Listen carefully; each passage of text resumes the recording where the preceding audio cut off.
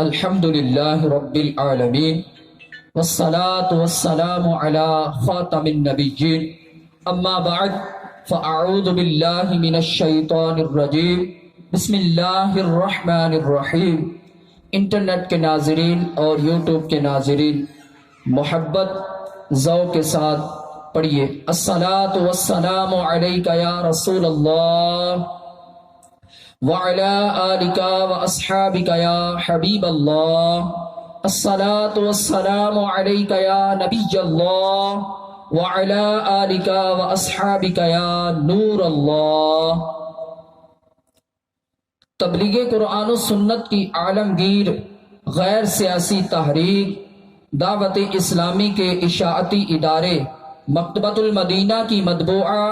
کتاب فیضان نماز کے اندر شیخ طریقت امیر اہل سنت بانی دعوت اسلامی حضرت علامہ مولانا ابو بلال محمد الیاس عطار قادری رضوی دامت برکاتہم العالیہ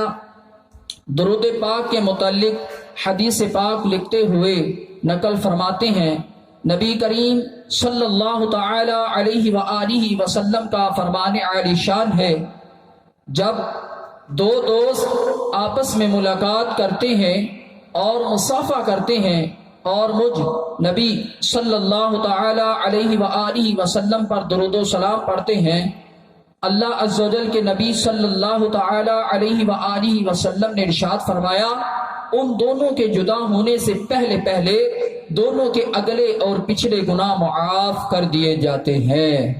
صلو علی الحبیب صلی اللہ تعالی علی محمد صلی اللہ تعالی علیہ وآلہ وسلم۔ سرکار نامدار صلی اللہ تعالی علیہ وآلہ وسلم نے 3 سال تک خفیہ طور پر نیکی کی دعوت ارشاد فرمائی، پھر جب کھلم کھلا اسلام کی تبلیغ کا حکم آیا تو آپ نے علی اعلان اسلام کا پیغام دینا شروع کر دیا اور بت پرستی کی مذمت فرمانے لگے۔ کافروں کے اندر یہ بغض و عداوت کی آگ مزید بڑک اٹھی، وہ ایک وقت بنا کر میٹھے میٹھے آقا دو عالم کے داتا حبیب پروردگار عز و جل و صلی اللہ تعالی علیہ وآلہ وسلم کے چچا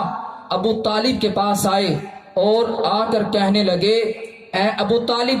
آپ کا بھتیجا یعنی سیدنا محمد الرسول اللہ صلی اللہ تعالی علیہ وآلہ وسلم ہمارے خداؤں کو برا بھلا کہتا ہے اور ہمارے باپ دادا کے دین کی توہین کرتا ہے، آپ برائے مہربانی انہیں سمجھا لیں کہ وہ ایسا کام نہ کرے، ہاں اگر انہیں کسی پیسے کی ضرورت ہے تو ہم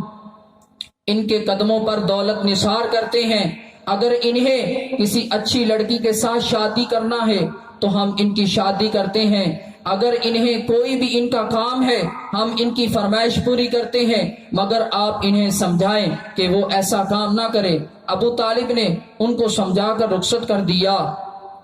نیکی کی دعوت کا سلسلہ ذوق شوق سے جاری و ساری تھا، چنانچہ کافروں کے اندر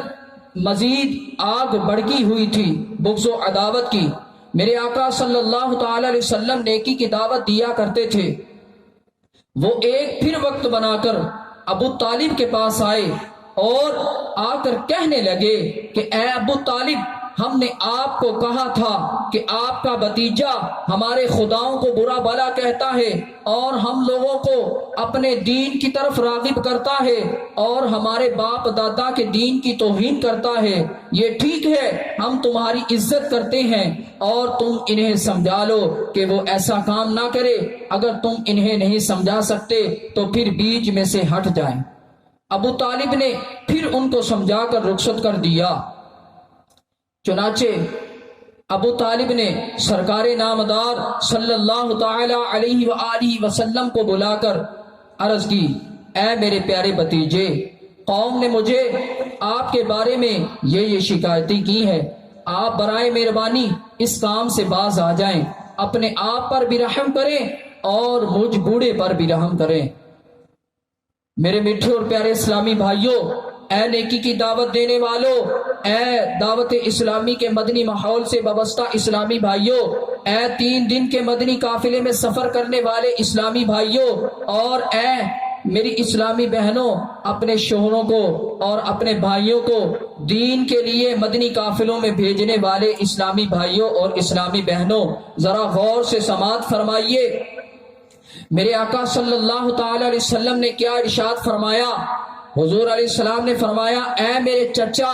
خدا عز و جل کی قسم، اگر یہ لوگ میرے ایک ہاتھ میں سورج اور دوسرے ہاتھ میں چاند بھی لا کر رکھ دے تب بھی میں اس کام کو ہرگز ہرگز نہیں چھوڑوں گا یہاں تک کہ اللہ عز و جل اسلام کو غالب کر دے یا میں اس کام میں اپنی جان قربان کر دوں۔ صلو علی الحبیب صلی اللہ تعالی علی محمد صلی اللہ علیہ وسلم۔ میرے میٹھے اور پیارے اسلامی بھائیوں، دیکھا آپ نے کہ نبی پاک صلی اللہ تعالی علیہ وسلم نے کس طرح نیکی کی دعوت ارشاد فرمائی۔ سرکار علیہ الصلوۃ والسلام نے ارشاد فرمایا